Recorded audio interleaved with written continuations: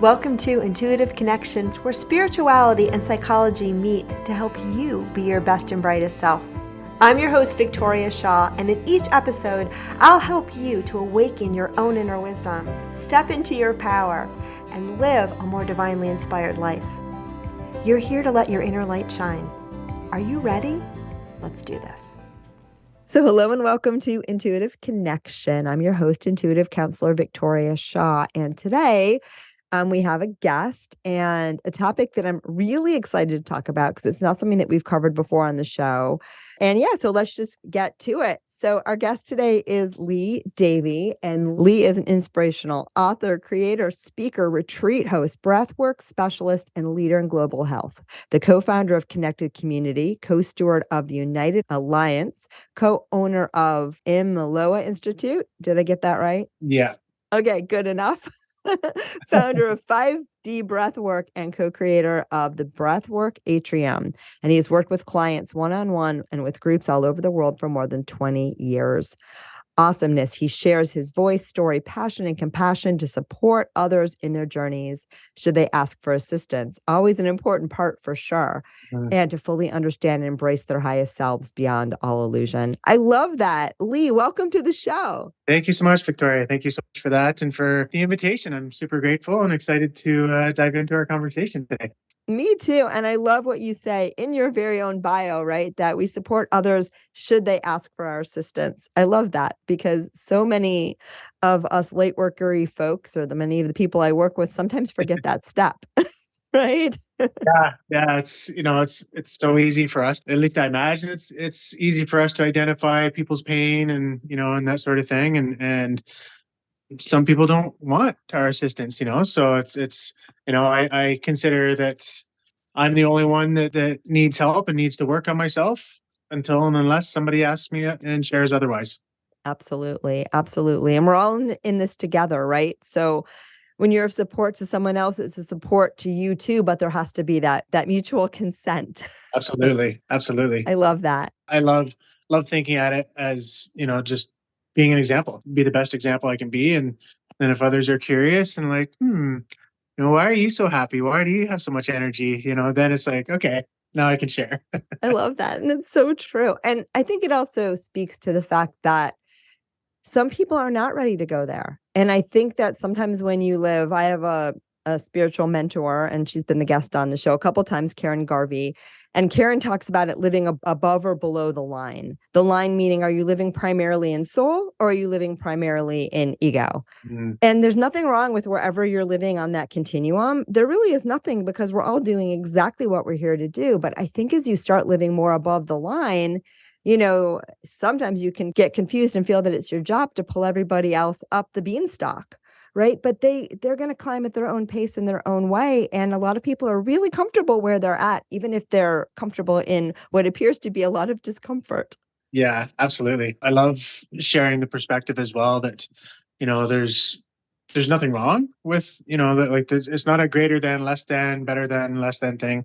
Wherever you are in your journey is completely amazing. And if you want to have a little more energy, or you want to feel a little happier, you want to feel a little bit less stress, or you want to sleep a little bit better, like that for me is the starting point. And just to share, from my own journey, I've realized there's always more love, there's always more connection, there's always more energy that I can actually move into, And so it's kind of a shift from this idea of, oh my God, like I've got all this healing to do, to I'm healed, comma, and curious.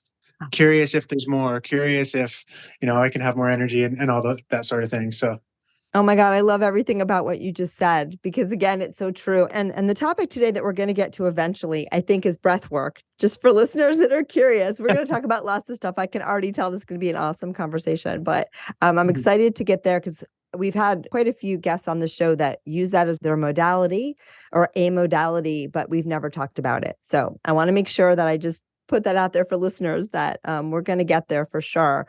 But I love what you said too, because in this healing and helping community, I think that there's often this idea, and even the word healing is not one that I use a lot for this very reason. There's this idea that you're broken and you need to be fixed. Yeah.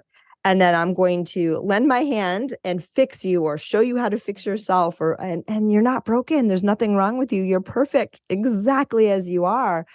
And, the personal spiritual development journey, at least the way I see it, is one of just allowing more of your true self to come into this human experience, which has nothing to do with fixing anything at all. It's just about getting out of the way and just experiencing greater levels of peace, joy, and inspiration.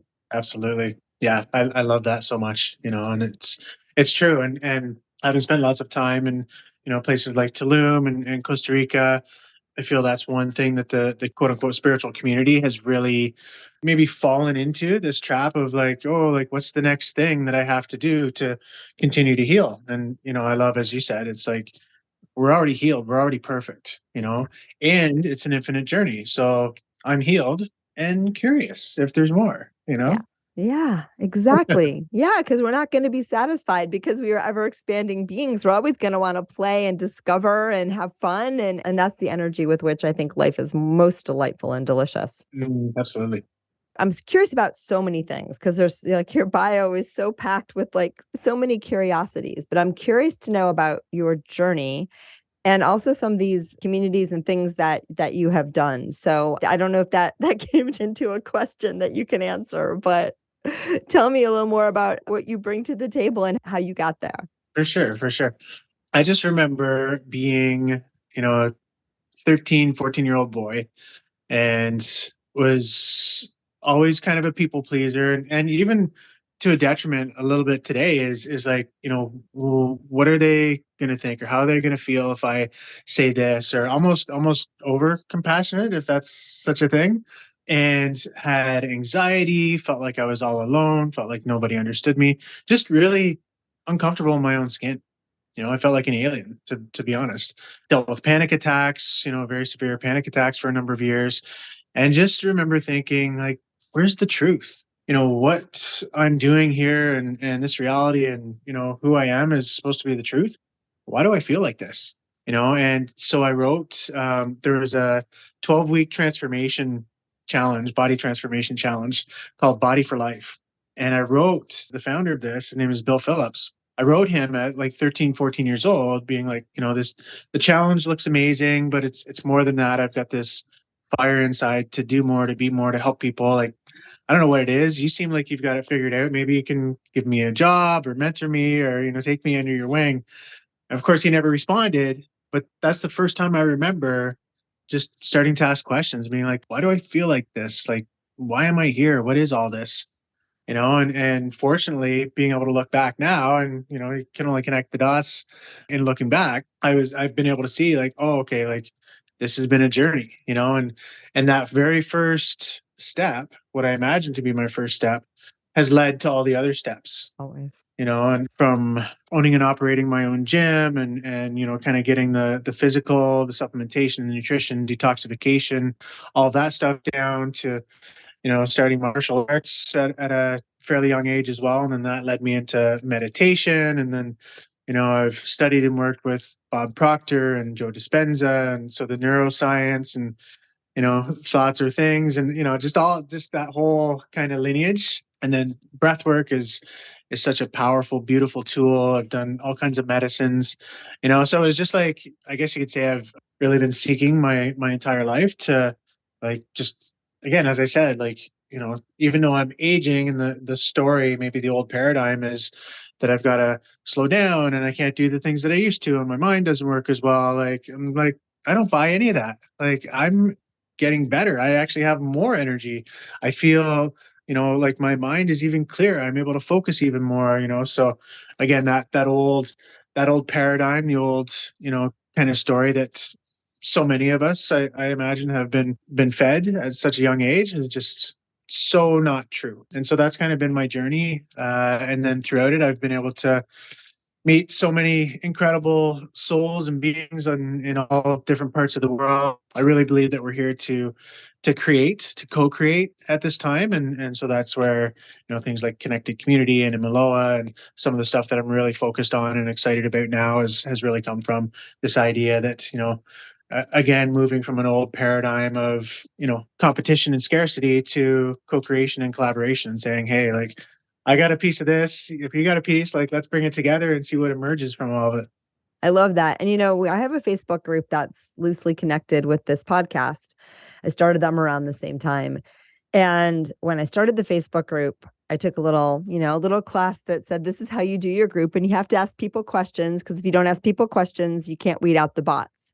And so, one of the questions I always ask is, why are you joining this group? Right. And the number one answer I get all the time, and I do my best to, use this forum in this manner, but people are looking for community. Yeah. They want that community. They're saying, I want the community of people that are thinking like me, that are, moving in the direction that I am in, that I want that support. I think it's so important right now at this time where the world is amplifying every energy that's out there, including some energies that feel really discordant to a lot of us. I believe it's all on the path to, I don't usually the word ascension, but we're all moving in a right and more beautiful direction.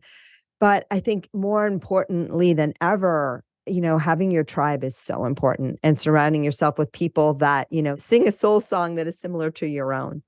Be with the people and the situations as much as possible that reflect back to you how you want to be, who you want to be, who you want to play with, what makes you feel good. And that's why I think community is just so important right now. And then I also think, we are ripe for these collaborations. Like, one of the things I love about having this podcast is I get to have these conversations and meet amazing people, doing the same kind of thing I'm doing, but in their own beautiful, unique, and magical ways. Absolutely. There's this blueprint that we're all pulling from, and to think that I have the only perspective or the only tool or piece of this puzzle, to me, is just really silly. And so for as long as I can remember, it's been like, oh, okay, like, you're working on this and they're working on, like, how can we actually bring this all together? So kind of from that 10,000-foot perspective, I'm always, my mind, as soon as I meet somebody, it's, oh, you need to connect with this person, and you guys are working on similar things but from different perspectives. I'm curious if your pieces can actually fit together, so that whatever you're creating can be more robust. And then we're able to actually leverage what each other is doing, and to me, that's what moves us into this idea of an emergence. And it's so much more. So the sum is so much greater than its parts if we collaborate and co-create. I love that. And I think that's how the universe and life actually works. If we get out of our small egoic minds and pay attention, we're all just lending our energy and perspective, right? And we are co-creating magically and magnificently if we let ourselves. And I think a lot of us too are really driven to do that more in a hands-on, purpose-driven way. So I love that. I have a friend who she's also mentioned on the show a lot, Miss Lisa McCord, and she was a ghostwriter for many, many years for many, many, spiritual teachers. And, she always says, like, I hope I'm not misquoting her, but like with all the writers, all the teachers, she's like, we're all doing the same thing. We're just doing it from our particular lens. And it's your lens that you're here to share, right? Because someone's going to hear it in your words, in your way, and that's going to be their aha moment. Yeah, absolutely. And that's the beautiful thing about perspectives. There's so many, like, we've all got our own perspective on things, our own lens, as you said. So to be able to share that, and that's again, for me, moving out of this idea of scarcity and, oh, like, I've got to own clients, to, hey, like, if we're collaborating and your message and what you're offering is in the greatest service and the greatest good of the client, I want the client to go to you. If they came through my channels, let's say, or my community, it's like, so really almost like creating bridges, bridges to each other, bridges in between our ecosystems, bridges for the masses to be able to find the solutions that they need at any given point in their journey. I love that. And, the law of attraction tells us what we focus on grows. So if you focus on the scarcity and I need to own my clients and I need to protect my thing, you're actually cutting yourself off from the flow. When you understand that you are part of the flow, that you are part of this ecosystem, that, someone may flow through you to someone else, and that is just how it is meant to be. That means that people will flow from other people back to you. Yeah. Right. So I always say, like, open your palms and just enjoy the flow, enjoy being part of the flow. You don't have to worry about gripping or grabbing onto anything, because everything that you need will always be provided. You'll feel that more when you just relax into that knowing. Yeah. From abundance came abundance, and still abundance remains. I love that. That is so beautiful. I've never heard that one before, but that gives me tingles. I'd like to talk about breath work now, because it is not a modality, and you do a lot of modalities. So we can talk about all the stuff that you do, because I know our doing is sometimes part of the fun and the flavor of how we share our magic with the world. But breath work is one that I know now is wildly popular. We've had a couple people on the show so far that, use that as one of their primary modalities, and we haven't talked about it at all. I have never personally experienced breath work of any kind, other than Scott Stabile, who was a guest on our show. So the beginning of 2023, I was in a workshop with him where he facilitated breath work. So I didn't participate because I had to teach after, and I wanted to stay in my own vibe. But it was amazing to watch him go and watch, the experiences that people had, even though I wasn't experiencing it. But that's all I know. So I'd love to hear more about this modality, how you found it, how you use it, and why you think it's the bomb. Yeah, absolutely. And firstly, I offer sessions online. And so I'd love to offer you a session if you've never tried it. I might take you up on that. Yeah, yeah. So as I shared earlier, there are so many tools and modalities and technologies that are at our fingertips these days. My number one is it's got to be the breath. Once you learn how to do it, doesn't cost you anything, and you can do it anywhere at any time. We really can leverage the breath to get into a deeper state of meditation. It essentially turns the thinking mind off, so we're able to drop into that state. We're able to bring more coherence to the brain. We start to play with and manipulate the carbon dioxide and CO2 levels. So when you're reducing carbon dioxide and you're increasing the oxygen rich environment, you're also increasing alkalinity.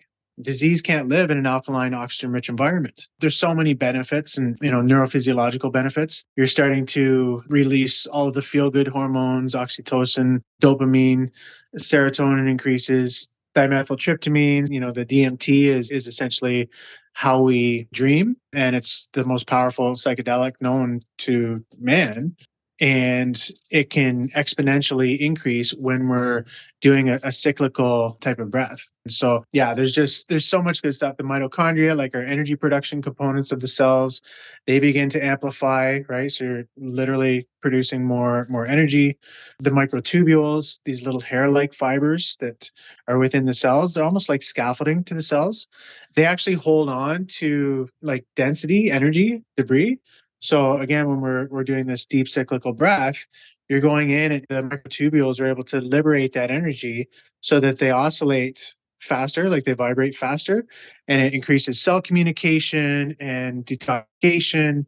And literally, it's the cell's ability to emit light. And so our cells literally emit more light. Wow. So the saying, "Oh, you are light," it's very, very literal. Wow. I did a session with a friend 6, 7 years ago. And I just remember, so as soon as I find a tool that I feel like is for me, I throw myself into it, and I do my best to embody it. And then shortly after that, I'll just start offering, I'll start sharing it. And I did a session with my friend Dan, and there's something that can happen too when you're doing these deep cyclical breaths and then you add some holds. So sometimes we'll hold on the exhale, sometimes we'll hold on the inhale. In this series of holds, you can get like really intense tingling sensations. So even freezing of the lips, the ears, and the hands, the fingers can actually freeze up. Wow. It's known as tetany. So this started to happen to me a little bit. Like part of my body froze up, and as soon as that happened, I'm like, "Oh, I love this. I'm gonna have to add this as one of my tools." And I just started playing with it, and it's really that simple, And this is what I share in my sessions with others. Lose yourself. Lose yourself in the process. And what I mean by that is lose the thinking mind, the thoughts of who you think you are, because it's who we think we are is so limited. It's such a small portion of who we actually are and what we're truly capable of. So lose yourself. And I literally just tried to lose myself in my process. And it really doesn't matter if you're breathing in through the nose, out through the nose, or in through the nose, out through the mouth. Again, I would just play with it and vary, the speeds and the holds. And after 30 or 40 breaths, your thinking mind literally begins to quiet down. The thoughts begin to cease. So again, it being a catalyst into a deeper meditative state, into a quieter mind, a more coherent mind. When I was in Vancouver, Canada, last 6 months of 2020, I was with a friend and we were doing in-person sessions, and he was doing some sound healing at the same time. And we would kind of weave and coordinate on delivering the breath. And so that was when we started to co-create the connected community. And that's when the multidimensionality and the depth of the breath, of what I now call the 5D breath work, is where it really started to take shape, and the whole breathwork atrium, the teacher training that I created, all of that just came to me during, in particular, 3 successive breathwork sessions. I wasn't anticipating it. I wasn't thinking about creating a course. I'm like, okay, I guess I'm doing this thing, So Do you want to know what I'm getting on that? yeah. Yeah, you had well, you know this, but I don't know if you really know this. You had a tremendous download, but you also had a tremendous connection to some ancient wisdom and ancient ways. It was, yeah, long-term old. I'm not even sure if it's of this planet. It feels like it was loosely used in this planet, but it comes from another planetary system for doing this kind of work. So very cool. And when I see, and again, you try this on for size. Sometimes I just get these hits and I can't help but share. Oh, I love it. There's something too around, I don't have no idea what you do, but there's something around the music that you're doing. It's so weird. It's like there are codes, there are genetic codes that come through when you put those two things together. And that's what happened to you in that moment. I don't know if you reproduce that so much when you work now. So maybe fold that page over, because I think that would be something that wants to come through even more through your work. But so cool, because it feels like you just tapped into something kind of ancient and old that you used to know how to do, and you brought it to the now. And I love that. And I wonder if that's part of this revolution of breath work that everyone's been so excited to play with in their own special ways. Yeah, and I got chills as you were saying that, because a couple of other aspects. And I completely agree and believe that we're not here to learn anything new in this lifetime. We're here to remember what we've known and what we've done in so many lifetimes past. So that's number one. Number two is I was on a retreat with the Mamos of Colombia. And the Mamos are, just for your listeners, are native to the Sierra Nevada, the hills in Colombia, and they have a direct connection with the earth. They spend the first 7 to 12 years of their life in complete darkness, just connecting with the planet. Wow. And so I was with them for, essentially 15 days. They were showing us how to connect and how to make payments and how to, just really listen. And in that, I got my earth name. And my earth name is Zarwiku, which means father of the spirit of the wind. I love that. So I love that. and I started doing the breath work long before I got my earth name. And, it's just, Yeah. I didn't really learn from anyone. I was just playing with it. So I was just remembering. So one more little hit. And again, friends that listen to the show, this is not usually a direction I head in, but I get what I get. Say the name that they gave you again. Zarwiku. As soon as you say that name, I see constellation. It's a constellation. Like, I can't describe it, but it's the sound components of that phrasing, letter, sound maps directly onto a constellation. And the guides say that connects you back to like a star system, to an energy. It's almost like your energetic signature of the energy that you want to embody here on Earth. So it's really cool. Wow. Yeah. I'm lit right up. Yeah, I know. I have the unique ability. I don't get the chills, but I know when other people get them, I feel them. Yeah. It's so cool. Wow. Yeah. I'm changing my name to Zarwiku, am I?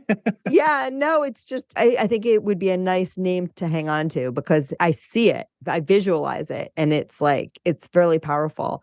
And so know that when you do the breath and the sound, and at some point too, I think you're going to start to hear names for people in that way, or even just words. You might get a word for a person. it's going to be a similar remembering, but yours is very specific to a star system or some kind of place where it just has to do with the constellations in your energetic signature. It could have to do with the zodiac. I don't really know, but definitely I get it's a galaxy far away.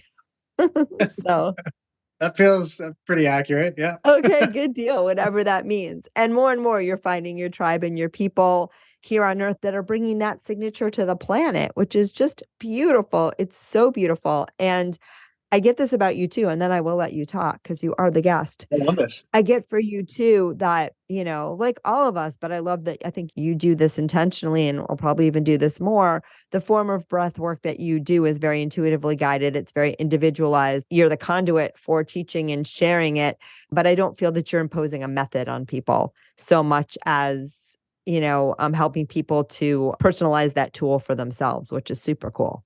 Yeah. And that's, that was in part the name that came through. And really how I teach is like, hey, here's how you do it. But, kind of the components, if you will. So there's the toning that I roll into it, and then the variations and the different holds and that sort of thing. And then, if you want to become an instructor of 5D, it's going to come through you in your own unique expression. So it's kind of the non-method method, I guess. Talk to me about the toning. That's the last question that I have, because that is something that has wanted to come forth through me. And I have no idea what I'm doing, but just sometimes I'll start singing to people. Talk to me about that aspect. I'm so curious. So I studied with a mystery school. Actually, I'm still with them. It's called Masters of the Void. Okay. And through them, there's kind of a chart, and we believe that there's 12 universal energy centers that sit outside of the physical form. And each center has its own sound, carries its own vibration. And so when you put those sounds together, it's like you're unlocking, you're opening, those universal doors into the universal self. So for example, Om Kali Mu. So Om Kali Mu. So you can string different ones together, or you can stay on one for a period of time, and just if you kind of close your eyes and let yourself go into the sound, then there starts to be a dimensionality and a dimensional play even within the sounds. Yeah, I can see it. Are you very visual? Because I see it like so clearly. I'm not visual at all. Is my modality of receiving. That's beautiful. That's really beautiful. It must be a really fun practice. Yeah, it is. It is. And I just love taking people on a journey, on their own multi-dimensional journey, and because so much is possible in that space. And I would say, you can't unexperience an experience. So you can tell people it does this, or you'll feel this, or, hey, you should try this. But until you actually do it, and then once you've done it, it's like, oh, okay. Like, wow, that was something that was impactful. So Yeah, I love that. And yes, experience is 100%. The words can get you there, but they don't get you there. They can point you there, but life is meant to be lived. I love that. One more question comes to me around this modality, maybe some of the other things that you do, but a lot of times when we do these kinds of practices like breath work, and especially I know when Scott does it, he's had some psychedelic experiences with the sort of breath work that he teaches, but we go into these altered states and even meditation to some extent. I think there's a tendency to want to keep chasing that peak experience by going there, right? Because you have these amazing experiences and you get out of your mind and you quiet your mind and you go there and you have these mystical, magical experiences. But then you got to come back. You got to come back to maybe you have a job or a family or a spouse or, or a home to take care of, or you have to come back to this 3D world. So my guidance is asking me to ask you, what do people do for integration? Like, how do you support people in bridging that gap between having these experiences, doing this work, and then bringing that into their everyday lives and then, running with it? I love that question. And for me, that's just it. Like, it's like, let's say you go and you have this experience, you experience oneness or wholeness or an incredible amount of love or energy. And I believe that when we touch those spaces and come back, our job is to just bring a little bit more of that back to who we are. right? And so we become the embodiment of those experiences a little bit more, with each experience. So I can show up in my life more compassionate, more whole, more loving, more energetic, more understanding, and I believe that is the practice, and I love this idea of, I just hosted a 3-day online summit, and we were talking about in day two how you do all of these modalities, you do all of these things, meditation, breath work, healthy eating, so on and so forth. And if you continue to show up for yourself day in and day out, you're creating a disciplined practice. There comes a point when it becomes less about doing those things outside of yourself. You become that whole, healthy, more energetic, more happy, more loving, more abundant version of yourself. I guess my invitation is, that if you begin to show up for yourself in these ways and you cultivate what I like to call the sacred self practice, and you continue to show up and you continue to practice, then that just becomes who you are.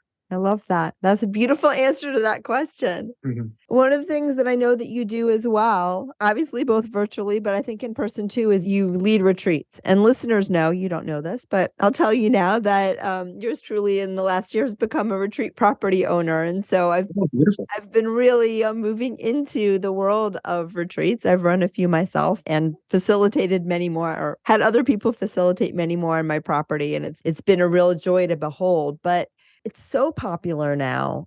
And I think it's so valuable, these experiences, because in those moments you get out of your life, you can really sort of tune into yourself on a higher level. And then, like you said, just like with the breath work and these other modalities, then you come back into life and you bring a little bit of that expanded awareness with you.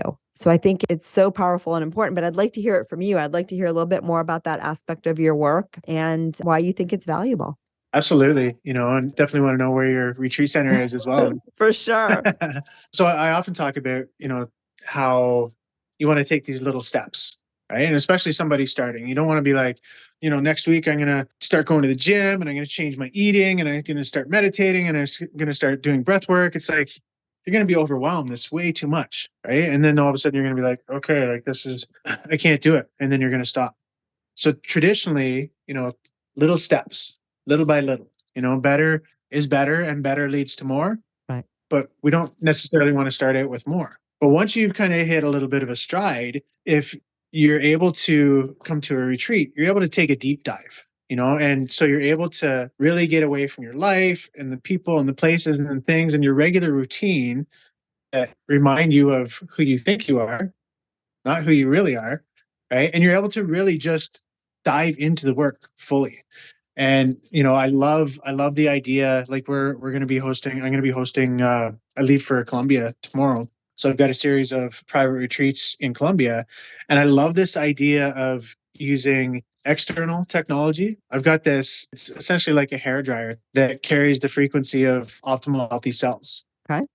There's red light therapy, there's ice baths, there's all kinds of this external technology that we can leverage to support our internal technology, right? And things like breath work and meditation and all these things. So you combine them and you spend a week in that experience, you're going to transform and change and feel like you probably have never felt before. And then your job is to continue those practices and integrate that into your life when you go back home.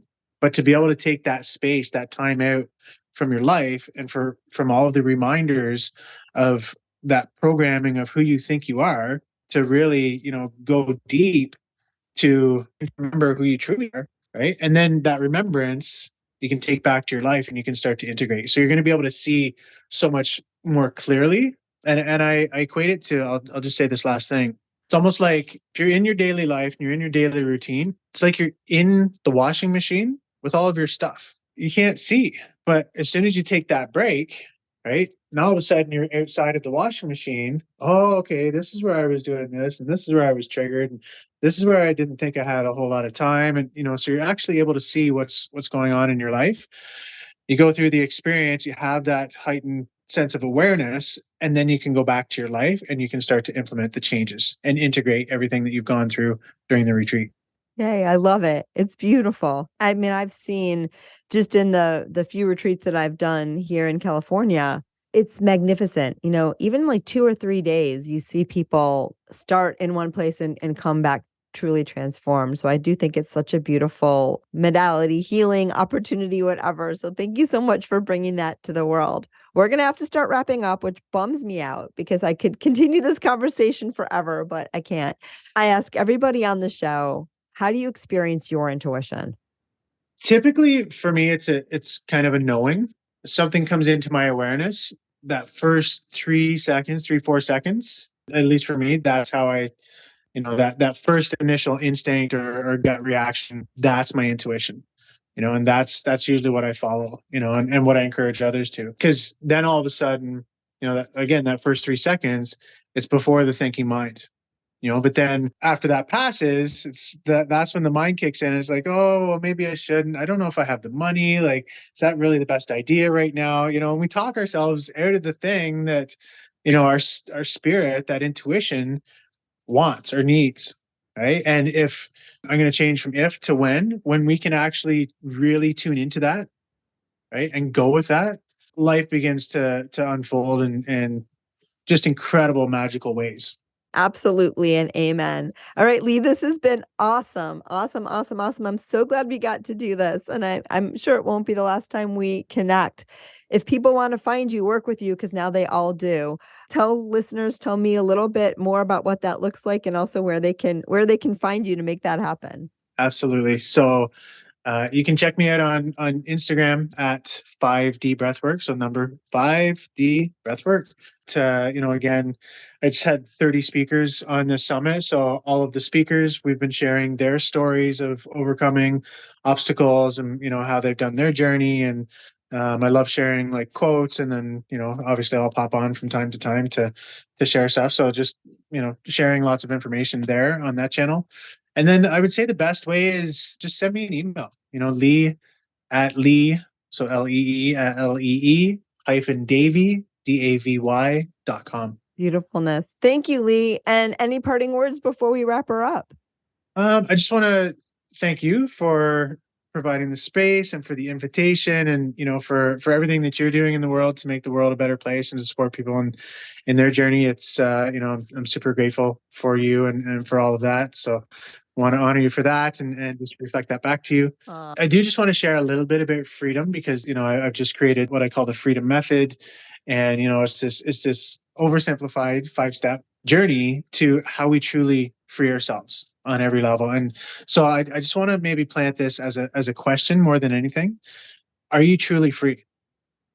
And what I mean by that is, not just in being able to travel, not just in being compensated for, your intellectual property and how you show up in the world and what you're putting out into the world, but how you show up in your life.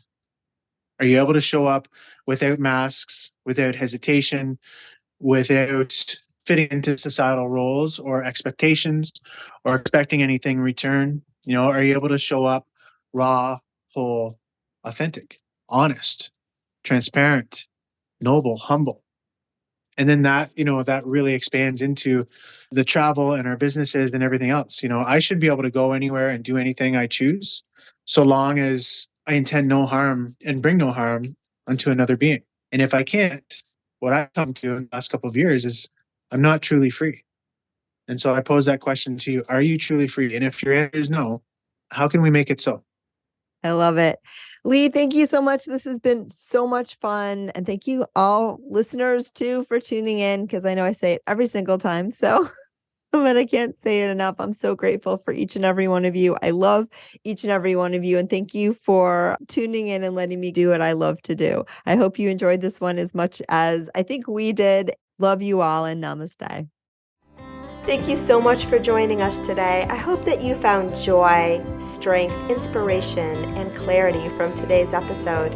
If you'd like to learn more and connect with an amazing group of like-minded souls, please join us over on Facebook in the Intuitive Connection Community Facebook group, where we explore these topics in deeper detail, have additional live teachings, and host Facebook Lives with our amazing guests. I hope to see you there. And of course, if you want to learn more about me or the work that I do, please check out my webpage, victoriashawintuitive.com. Thank you so much again, and namaste.